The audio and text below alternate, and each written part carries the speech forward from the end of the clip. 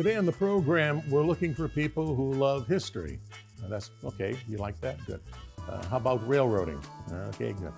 And other people who just want to know more about what's been going on historically in York County, Pennsylvania, Chester County, Harford County, Cecil County, Maryland. Yeah, do we have you all covered? Good. Because look where we are today. We're at the Maryland and Pennsylvania Railroad Preservation Society. Now, whether you call it that name or whether you just call it the Ma and Pa Railroad, that's where we are. We're going to be talking about railroading and railroading history because you're on location.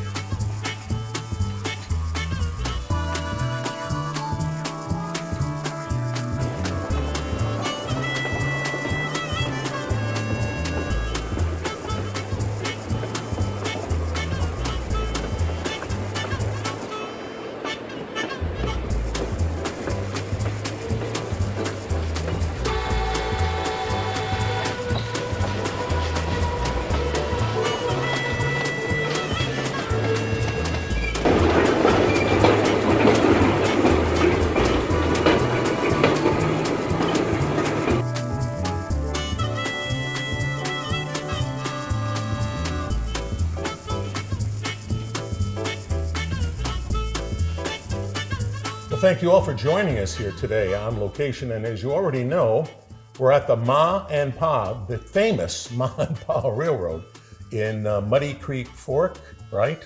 Pennsylvania. Or some people might say it's in the Airville area, Pennsylvania. So whichever way you want to slice it, here we are. And we're talking to Craig Sansonetti. Craig, thank you for allowing us to be with you here today on the property. I'm embarrassed to say this is the first time I've been here. I've heard about the Ma and Pa Railroad. I mean, if you live in the Delta, Pennsylvania area where I live, you almost live and breathe it every day. There's one way or another that you come in contact with something about the Ma and Pa Railroad. So I'm going to learn a lot talking to you today here on the show. So where should we begin? Let's start with the good old topic of history. How far back in time did the Ma and Pa Railroad start and come into existence? Okay, well, history is really what we're all about here, and the narrow gauge predecessors of the Maryland and Pennsylvania Railroad go back to the 1870s. 1870s here in Pennsylvania, early 1880s in Maryland. They got converted to standard gauge and eventually merged to form the Maryland and Pennsylvania Railroad in 1901. And that made a railroad that was a continuous route between Baltimore and York and continued to operate in that way all the way up to 1958 when the Maryland part of the railroad was abandoned. So, I mean, and we're talking about the time and the place where you didn't have roads like 83 or 81 or 74 in Pennsylvania or 165 in Maryland. So if you wanted to ship things, if you wanted to do things, if you wanted anything to move, you had to put it on a rail line, and the Ma and Pa was the rail line. Well, that's absolutely right. Up through Harford County, northern parts of Baltimore County and York County, the Ma and Pa served a large number of small towns that didn't have any other good transportation. And you can really see how important this was to the farmers and the people down through here, in that it was local money that built these railroads. It wasn't financiers in Baltimore. It was the local people who subscribed the stock to buy the railroads. They never got rich on that stock because those narrow gauge railroads went bankrupt several times before they managed to convert to standard gauge. But the people got what they want by putting out that money because they got the transportation, they got the ability to ship their crops to market, they got the things that you could buy here in this store that came here strictly on the railroad in the time 100 years ago.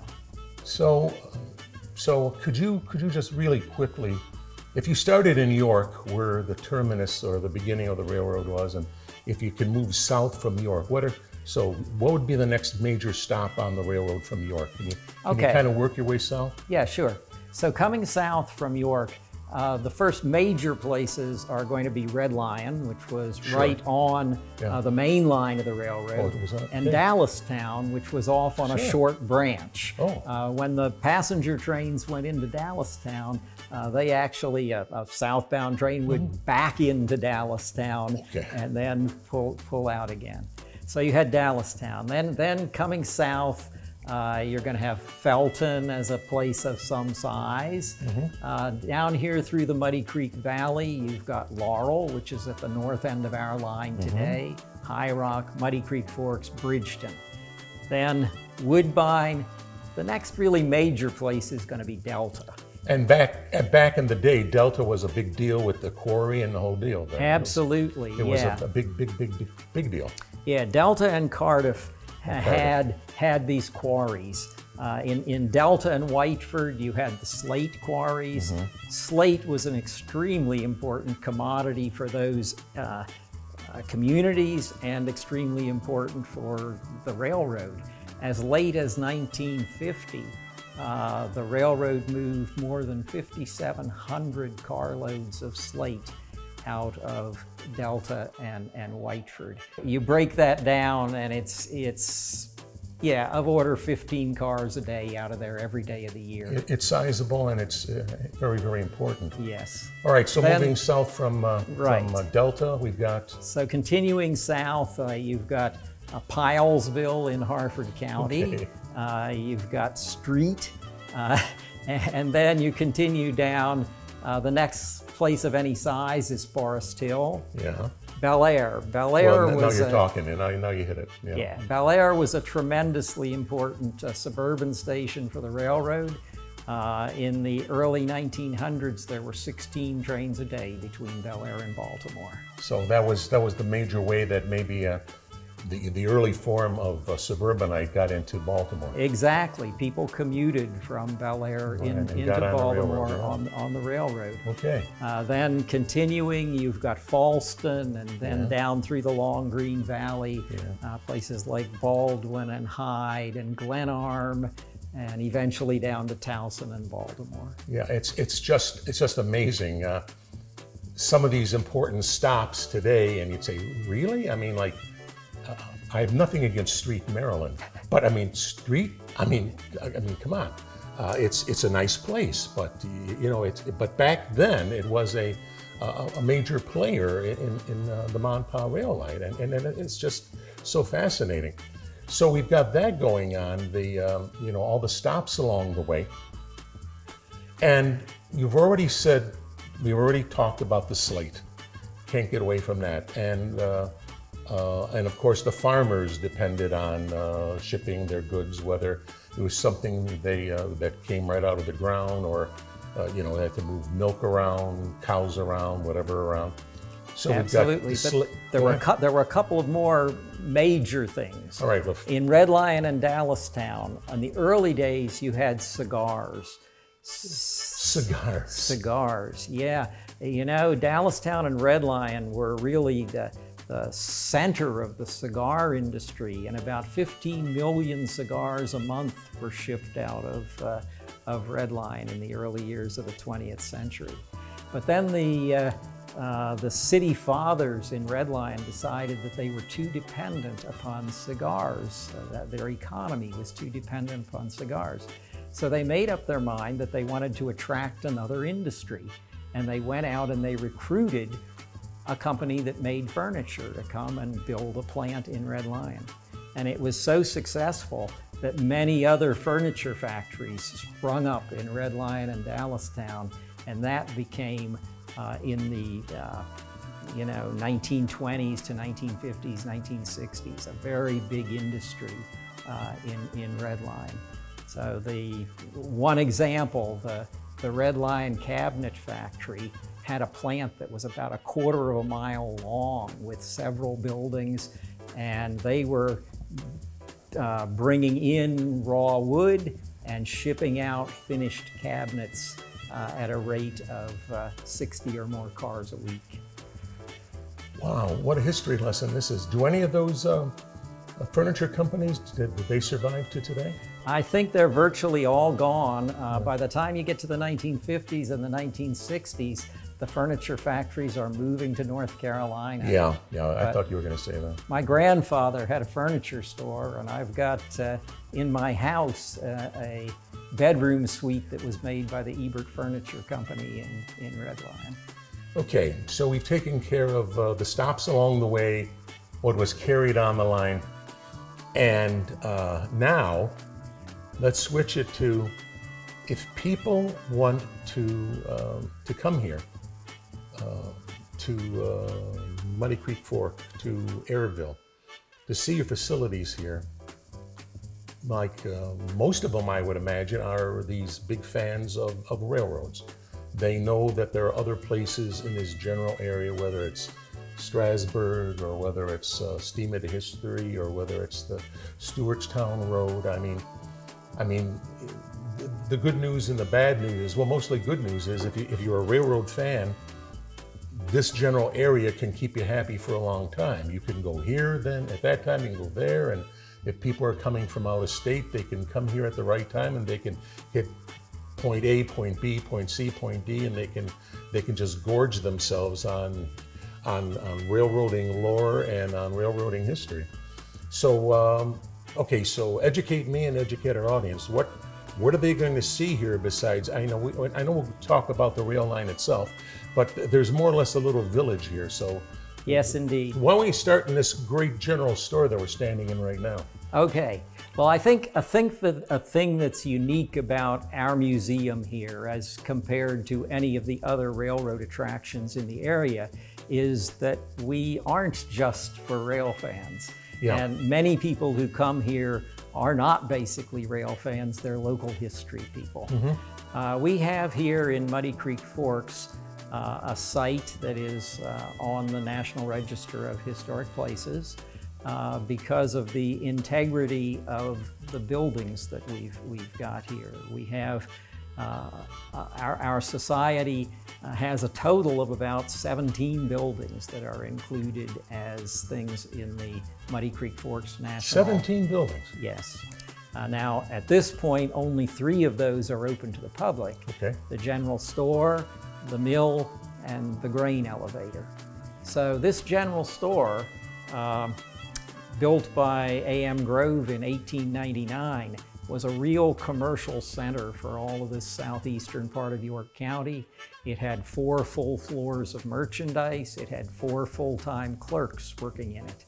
Just about everything that was sold here was going to have come into Muddy Creek Forks by rail. Back in the day, this was the equivalent of a Walmart, for heaven's sakes. People like to say that, but actually I would say to you, it was more than a Walmart. Okay. Because you don't go to Walmart to buy your tractor. I don't think so. You don't go, you don't go to Walmart to buy dynamite. Oh, wow. No, let's not buy any dynamite. You don't go to Walmart to buy plate glass. Okay. All of those kinds of things were sold here. Here in this store, if you had a farm in this area, you could buy absolutely everything that you needed for your family here. Your farm equipment, your food, your clothing, your household goods. It was all here. Your fertilizer. You had a mill here that A.M. Grove also owned and ran, where you could get your flour and get your animal feeds ground. So this was a real commercial center for the area. So maybe it was more like a Sears Roebuck catalog in a store. Yes. Get everything you want. Yes. In one place.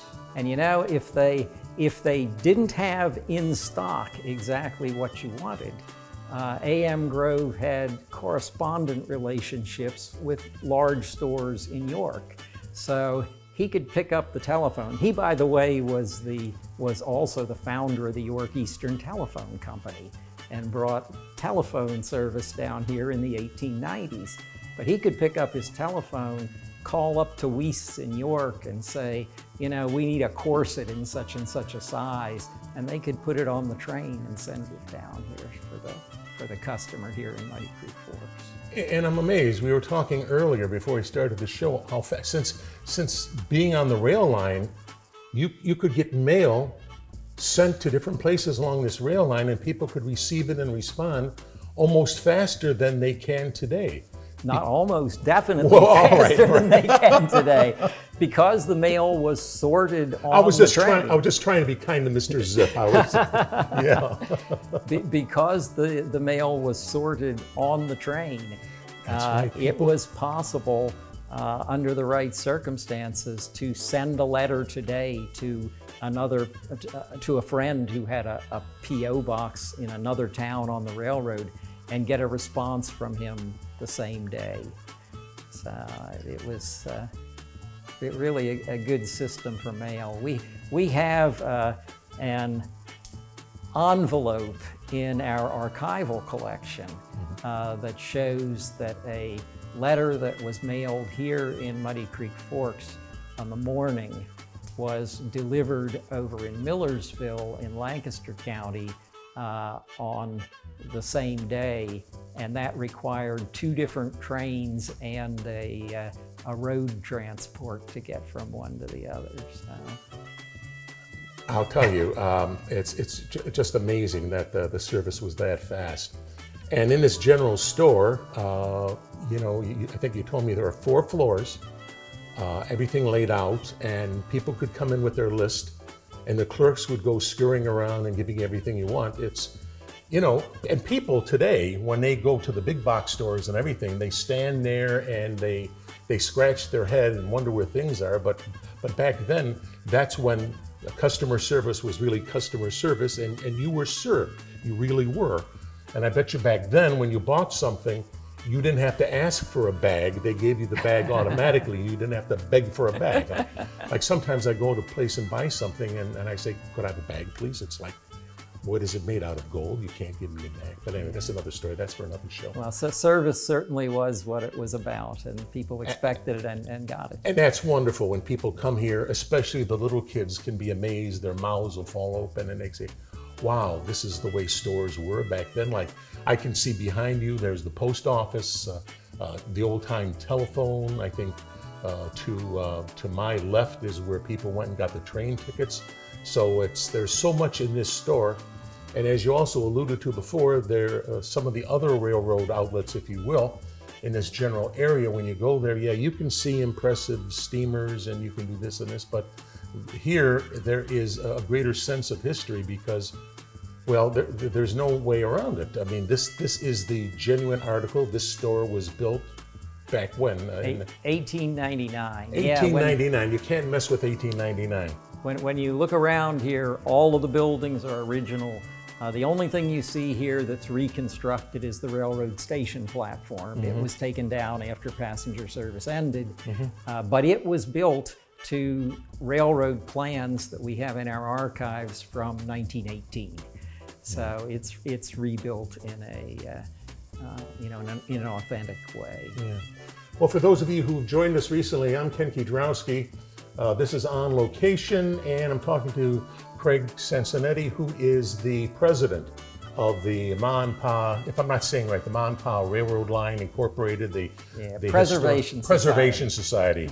The Preservation Society. So we're preserving the history of the area, we're preserving railroad history, and telling everybody what it was like back in the early 1900s and before in this general area of southern Pennsylvania. So now, when people come down here, of course, they're going to see all the historic buildings. They're going to appreciate all that. And now, for those rail buffs who are out there and watching, they can probably go to the website and they can find out about when you're running all these excursions. that starts in June and goes to, I'm guessing, December, because you have some Christmas things going on? We have some things all the way through to December, All right, so then, and now that the virus has gone away, or at least subsided, this should be a much better year for you guys, and you can have more people here, and they can feel confident that they can enjoy themselves and be safe at the same time. So how long of an excursion can they get on? They can get in the car, and they can go for how long of a ride? Okay, so we run excursions on motor car trains. It's trains with the kind of equipment that railroads used to use to move their maintenance personnel around, their track maintenance personnel. We run every hour at quarter after the hour. The trip is about 45 to 50 minutes. It's about a 5.2 mile round trip. And at the north end turnaround point, our train crew gives a short talk about the history of the railroad. But it's a very nice trip because down through here, the railroad follows Muddy Creek very closely. And much of the way you are paralleling the creek. It's especially nice in the fall when the leaves are nice. And so it's a different kind of experience riding on a motor car train from a fully enclosed train. You're much closer to nature, and we find that a lot of our visitors really enjoy that experience, which is something they haven't had elsewhere. It's especially nice when you're riding along and you're paralleling the Muddy Creek, and the Muddy Creek is within its banks. Yes, indeed. Because now we were talking also, and there have been times, not really that long ago, that this area received quite a flood and caused some major damage to your facilities. Yes, in 2018, August the 31st, 2018, we had a really very localized flood in this area that caused a great deal of damage, caused a lot of damage to the roads, but caused $217,000 worth of damage to our property here in Muddy Creek Forks and to the railroad. That was a big setback for an all-volunteer organization like ours, but we have recovered from it, and it has set back some of our other things. I'm glad you mentioned that, because it's important that people know that when they come here, this isn't an out-for-money organization. You guys are, sure, you collect fees for riding the railroad, and there are different things that they can, buy whatever here, but it's all volunteer. It's people are doing this because they love history, they love the railroad, they love the area, they love this and that, and they're doing this out of the kindness of their hearts. It's just an amazing thing. That's right. We have more than, we have a membership of about 250, but we have more than 50 people who are active volunteers. When we're open to the public, we normally have 8 volunteers on site here to man our buildings and run our trains, and they're all doing it because they're passionate about preserving this history. Okay. So now you have brochures that are scattered around. You get news releases in various local newspapers from time to time. So when people, and of course they can go online to your website to find out when all these events are going on. And some of these are really great things for families at Thanksgiving, at Christmas, at Halloween time, and all that. It's really a sensational thing, and it's great for parents and grandparents too. And being a grandfather of 7, I'm always thrilled to have things that really really appeal to the grandchildren, and that's a great thing. If I can just interrupt you for a second, this is a wonderful place for grandchildren and grandparents. All right. Because the grandparents come in here and they see things that they remember from their childhood, or even that go back to their parents, And the children, it's something that's all new to them. And so it's really something that makes a bridge between those generations. Yeah, and it's maybe something that the grandchildren have only seen on TV or have only heard stories about, and now they're really seeing it. Like some of these, like I'm looking back behind you again, and an old-fashioned dial telephone, and because today, with the cell phones, and that's what they think a phone is. Well, no, that's not the way it was. They used to be connected to the wall or wired to the wall, and you couldn't carry it around with you, and that's something that they find utterly amazing.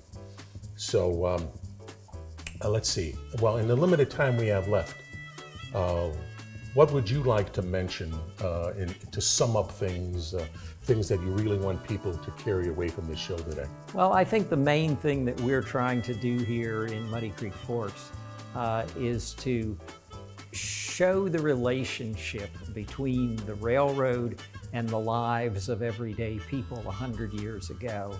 And this place is unique in the United States. It's the only place where a railroad-oriented group has purchased non-railroad properties in order to preserve the context in which the railroad ran.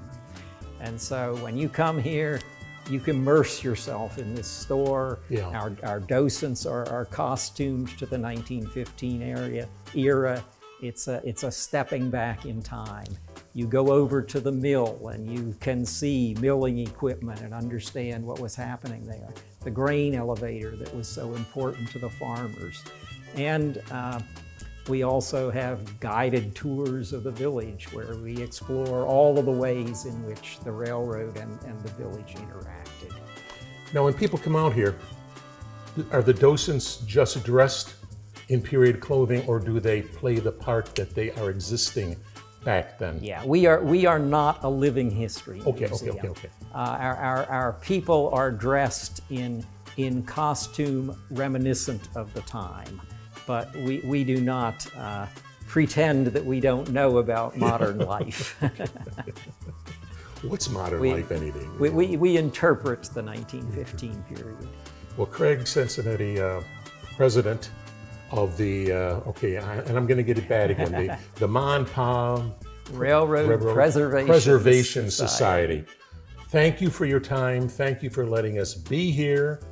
It's a great place. And ladies and gentlemen, really, whether you're a railroader at heart, or whether you're a history buff, or whether you just lived in this area and you want to learn more about the area, this is the place where you really have to go to, the Ma and Pa Railroad.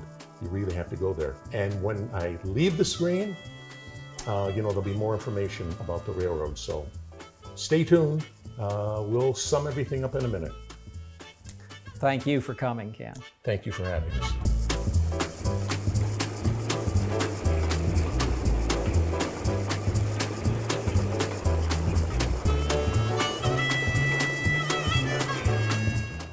Usually at this time of the program, I give the lesson review. Being an old teacher, I can't help myself.